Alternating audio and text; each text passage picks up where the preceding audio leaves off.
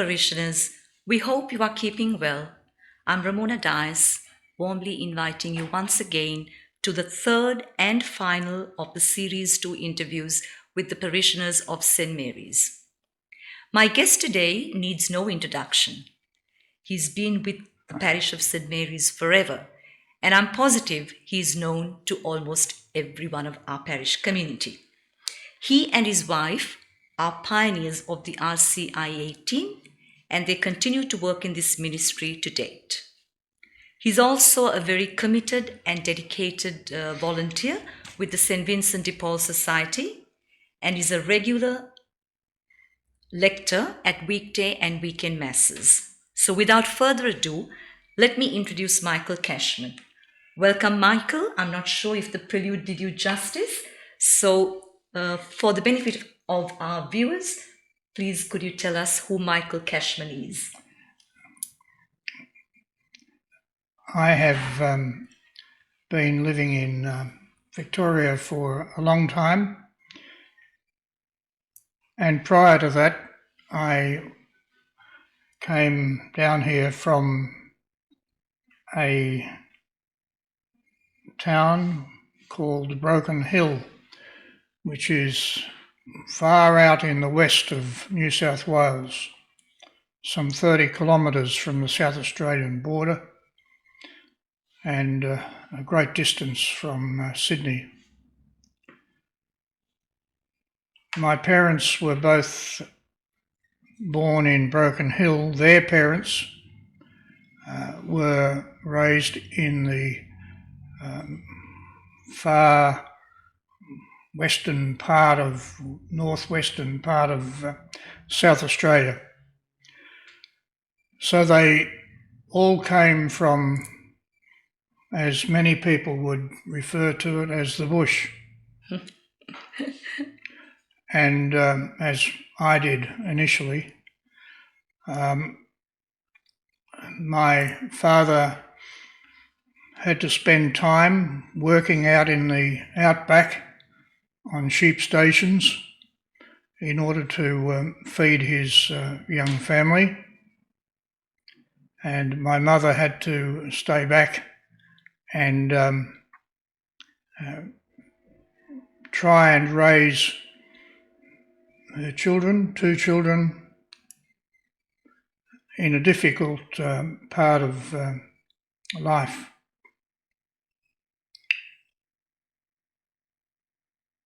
My schooling was, fortunately for me, at the All Saints School in Broken Hill. And the reason why I was able to go to school at All Saints was that my father had originally been going to a state school,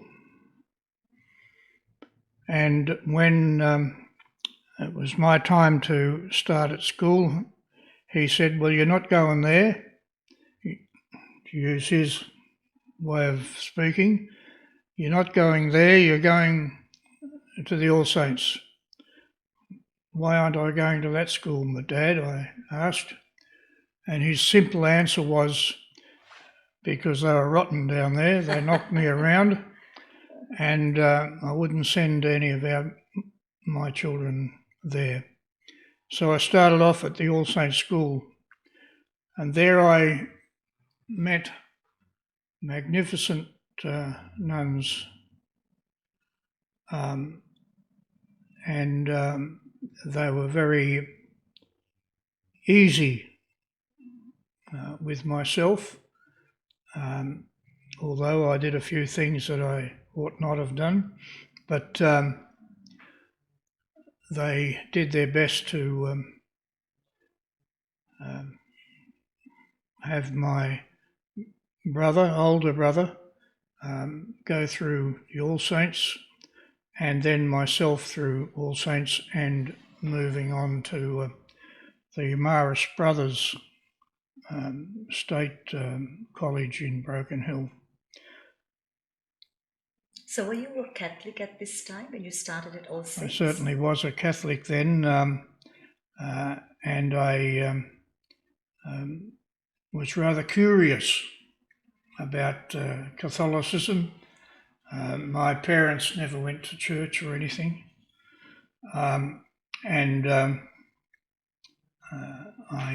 But you and your brother had been baptized in the Catholic faith. Yes, and so we worked through the schooling there, and I was able to go off to the Parish Brothers School, which was very different and harder for me, but I did what I could. Was there a secondary college? Yes, and I went from the Parish Brothers to work in a mine as an apprentice. Still in Broken Hill? No, I still lived in Broken Hill, and I worked in that mine as an apprentice for 6 years, and then for a further 5 years or more. And some of that time I was spent underground, working underground, and but much of the time though was on what we call the surface, on the above the ground. And I was able to learn what fitting and turning was, and how to make sure I looked after myself during that time. So something like the occupational health and safety that we refer to these days in modern parlance. I will answer that by simply saying that the mine work in Broken Hill was far superior than what might have been seen to be necessary in other parts of Australia. Okay. And the reason for that was because though the companies that ran those mines were down here in Melbourne and other parts of Australia, but the workers had been through very tough times in their early working life. Many lost their lives in the mines. I knew people who were killed in the mines, and during that period though, the mines improved their working life for people in the mines in a far better way, and I was very lucky to work through that time. During the period of my later working life on what was called the Zinc Corporation, I felt that it was going to be necessary for me to leave. The reason for that was simple, and that was because the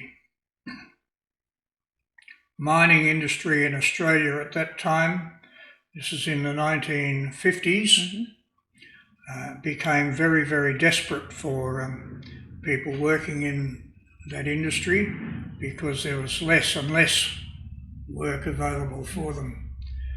And it meant that if I was to continue living in Broken Hill, and if I was to get married, have children, where were those children going to work? There was no progression, foreseeable progression for them. And be challenged by the very great difficulties that were happening in the late 50s. I then met a young lady who is far superior than I, and still is, and we decided to, on the day that we got married, that we would also drive away from the town, the city. It's called the Silver City. And that was very difficult for us because I left my parents' home, and they weren't young, and we had to come away and try and do what we could in Melbourne. Melbourne was chosen simply because I knew some parts of Melbourne and knew some people in Melbourne. So before your move to Melbourne, you had never visited Melbourne, or had you? Oh yes, I had been to Melbourne on motorcycle and motor vehicle more than once, and I was a young fella. Yes, of course. And so it was nothing new. You knew what you were coming into or what you were getting into. Oh no, it was just a big city and a lot of factories. And if you're a fitter and turner and you see factories, well, you can firstly think, well, I might be able to get a job there. Yeah. And so I brought my wife down to Melbourne. This was in 1961. And we lived nearby here, up the road a little bit from this place.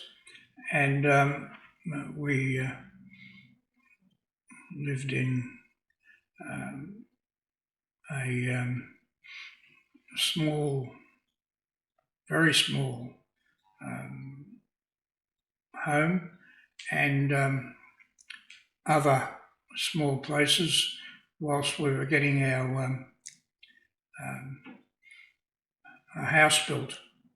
We had enough money to have a house built, and the reason why we had enough money was because my wife had worked in the Broken Hill Hospital and getting paid for it, of course, and I was working on a mine, and at that time, if you worked on a mine, you were getting paid very well.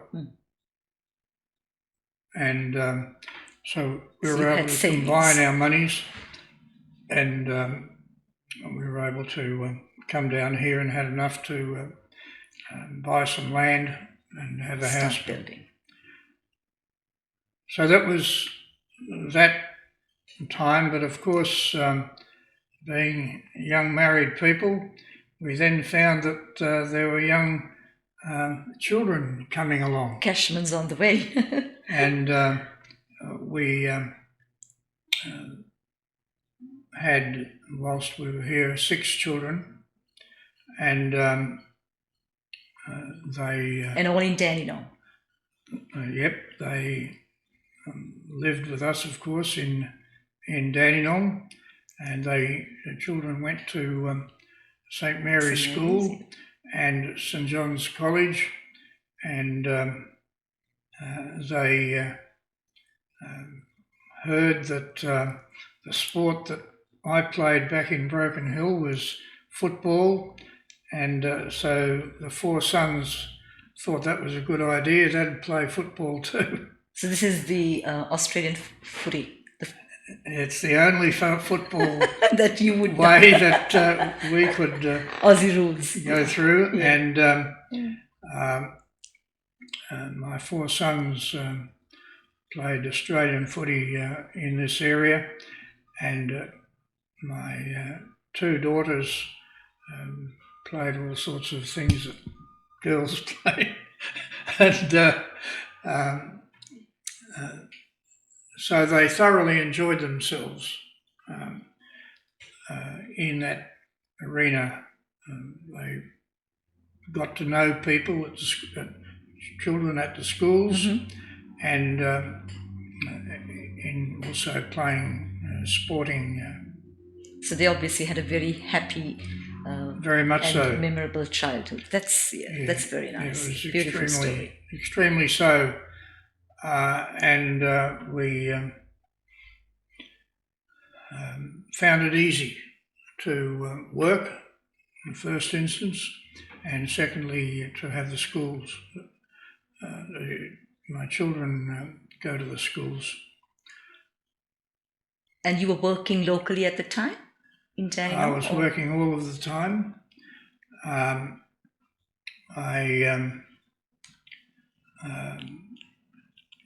changed my job from working in a factory in Dandenong to becoming a trade union representative. Okay. And office was in the city of Melbourne, and I became a union official, as they called us. So you made a career out of it? Well, yeah, I remained a union official for 26 years or something. Okay. It was very, very enjoyable because where I came from in Broken Hill, the mining industry was such that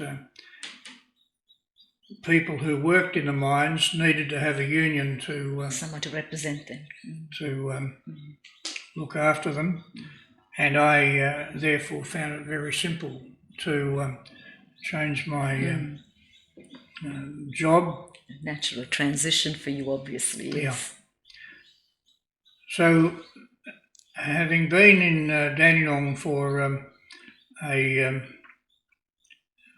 period, I began to become active in the parish, active in the trade union movement. While being with the trade union movement, you became very active with St. Mary's. So, but that started in 1961 when you moved to Dandenong? In 1961, we moved to Dandenong. My commitment to the trade union movement continued from 1961 onwards. Onwards, yeah. I worked, though, yes, in the union movement after about 8-9 years working in a factory here. And that's the same time you started coming to St. Mary's. Oh, yes. Well. Well, I was coming to St. Mary's Church from the time we landed in Dandenong. And it was a very simple thing to do. Who was the parish priest at the time in 1961? What was his name? Fitzpatrick. Can't remember his name.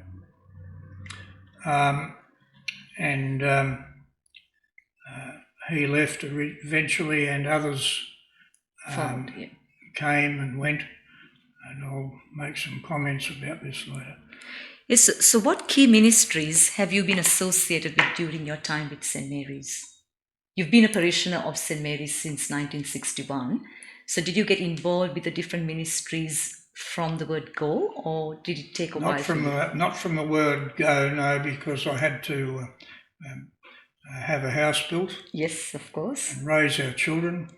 Absolutely. And my wife had to, she did not work. Yes. We had a commitment at that time that my wife, being a mother of the children, should look after the children at home, and I would of course share that with her. But we could have had a situation where my wife would work and I would work, but we wanted the children to They were the first to know priority. whom they were living with. And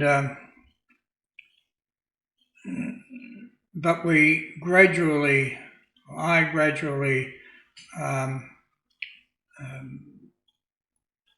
began to do some things in the parish. I helped out with work that was done in the parish for physical work, cleaning places. Oh, the maintenance and gardening, etc. Yeah. And eventually I thought it would be useful for me to become active in the St. Vincent de Paul Society, and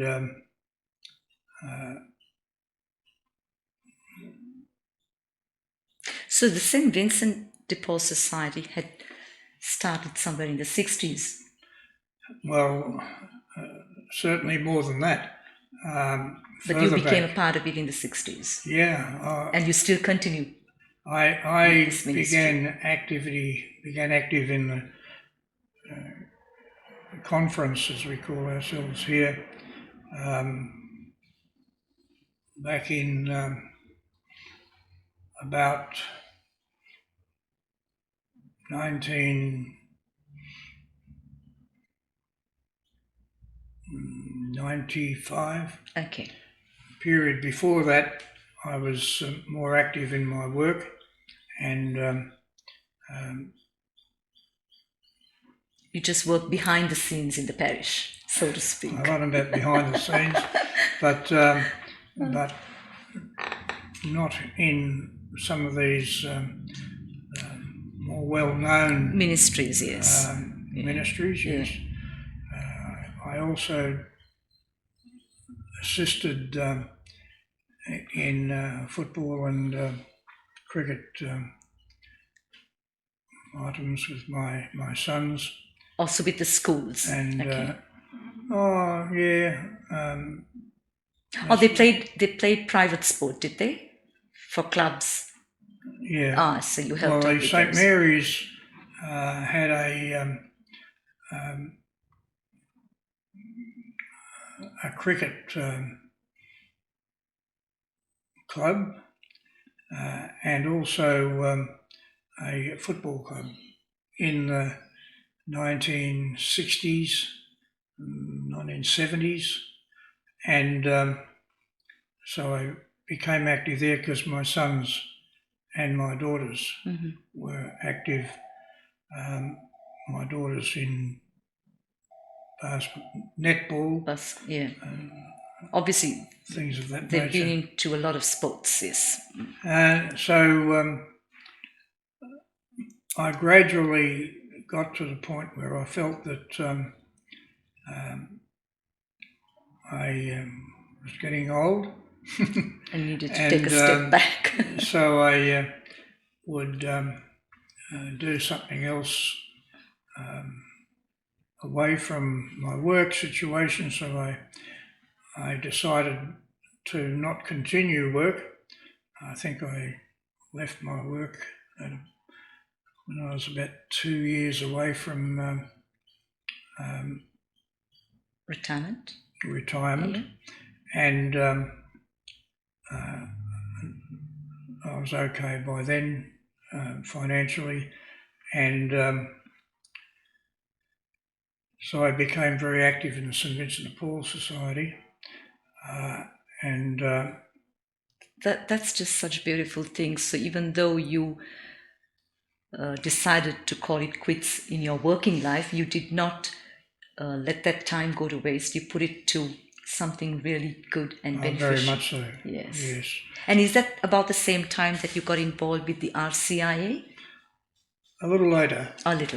Yeah, I don't think I was with the RCIA until possibly a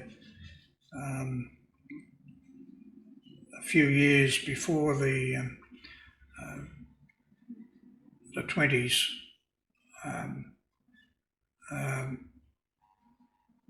and so But obviously you were one of the pioneers of that RCIA. The RCIA, yeah, probably that, but I can't recall the distinct times.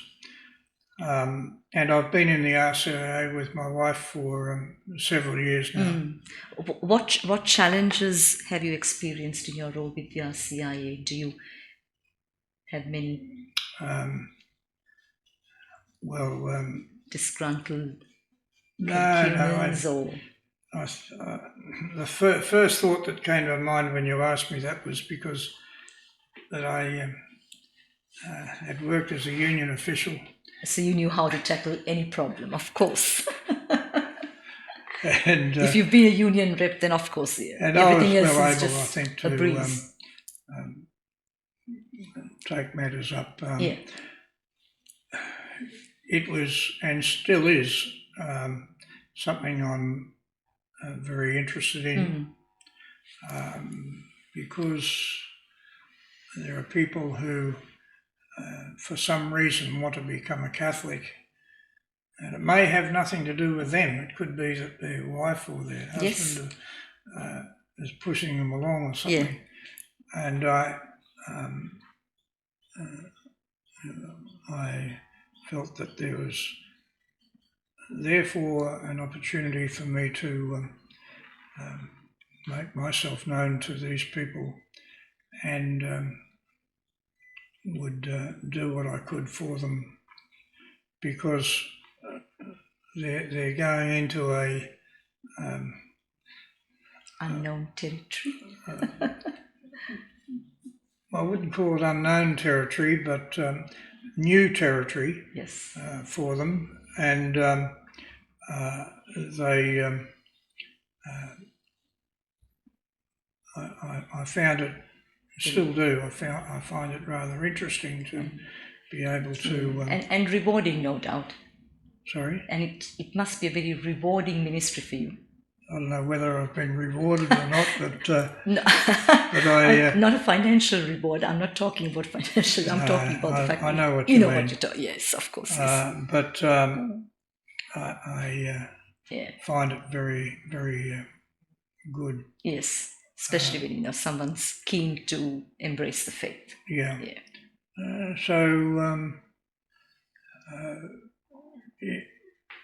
It also helped me to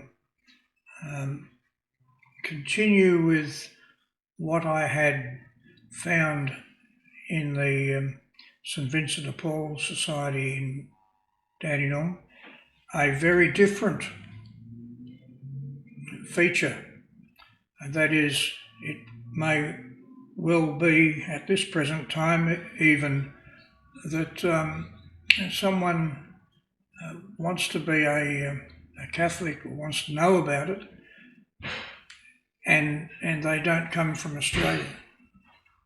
They may come from Africa, may come from Asia, wherever,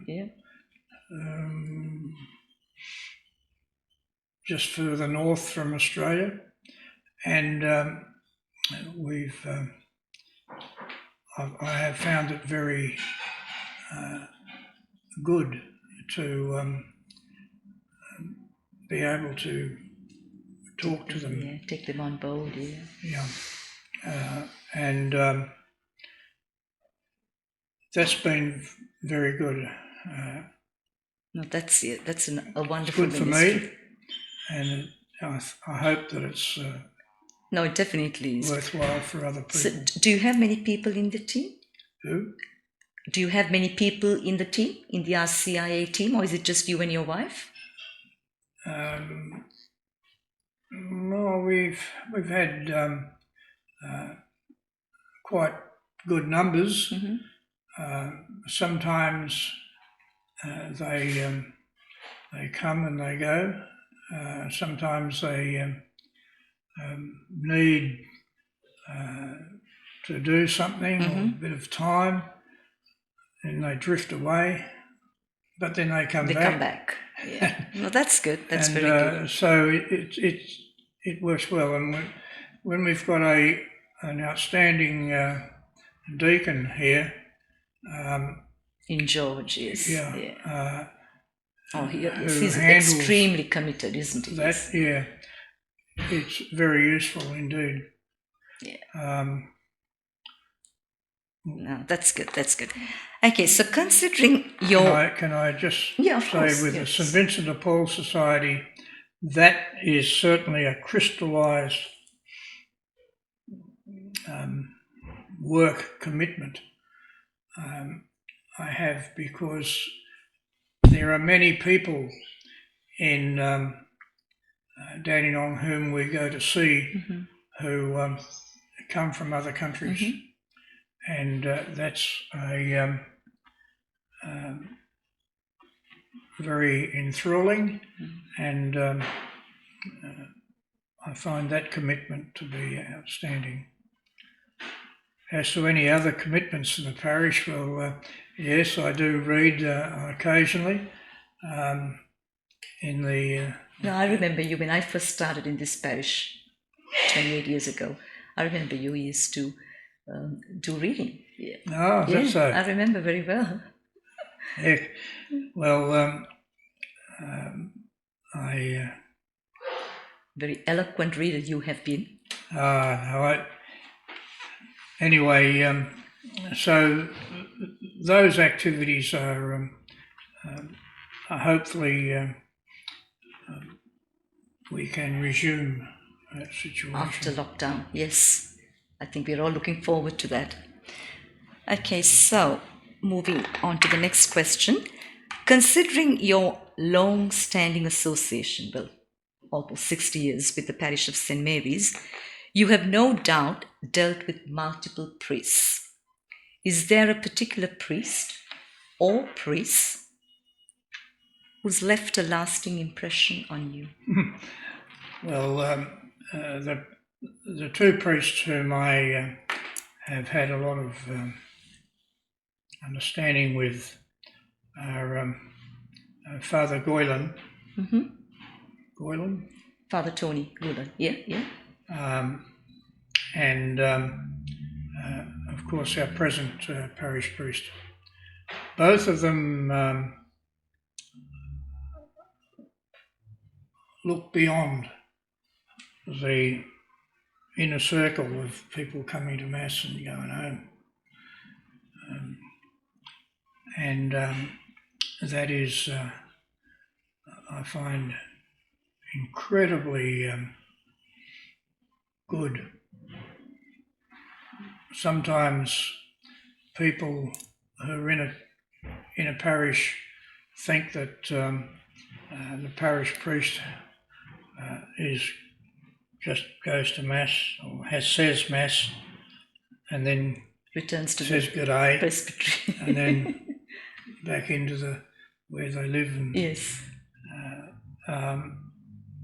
These guys, those two guys, have been outstanding in their commitment to people as a whole, and I find that to be. There are others.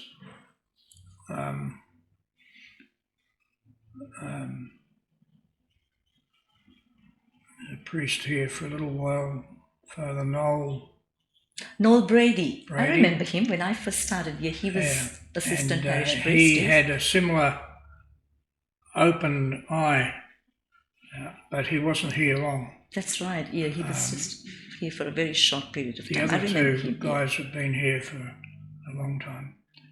But Noel Brady was a man whom I had a great deal of thanks to be with him,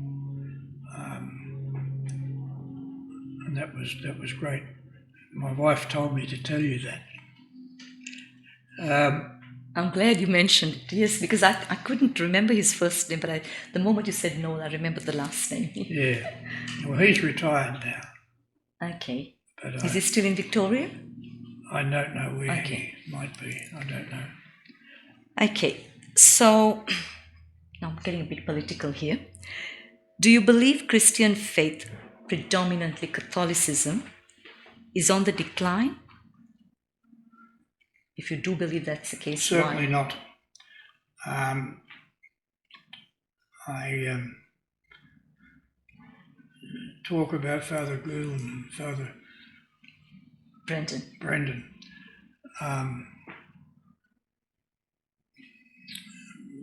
I don't see any dangerous decline, providing that we are able to push ourselves out and witness. And when I find priests who are in a similar vein, I don't see any. Of course, people come and go. Yes. People do. Yeah. Of course they do.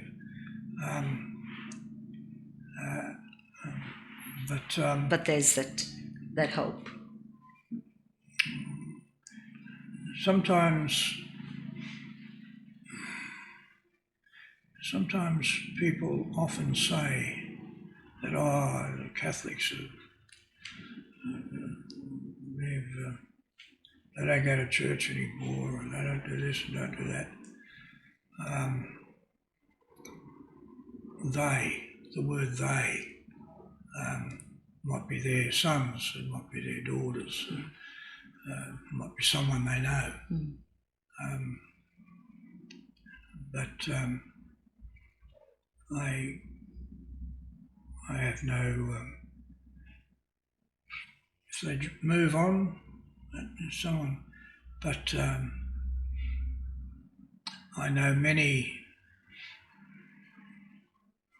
Catholics, many Catholic men who might not go to church. When I see them, they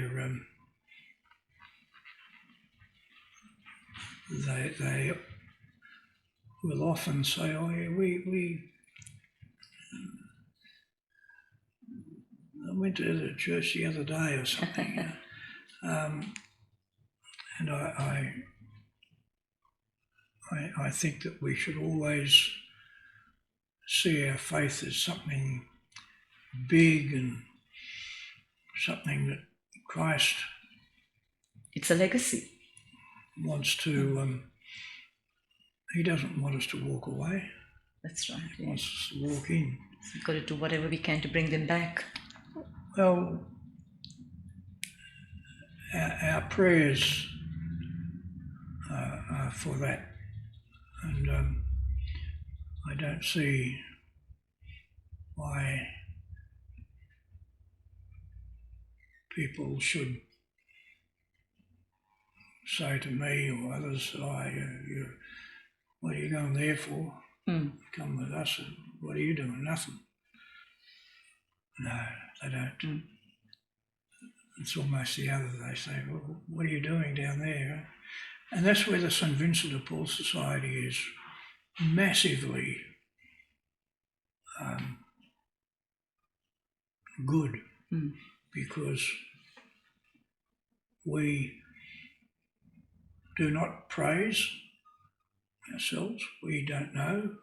People don't know whom we go and see, what we do. Yes, it's a lot of work that goes on behind the scenes, yes. Yeah, very much. But it's a scene that still is there. Keeps you engaged. Anyway.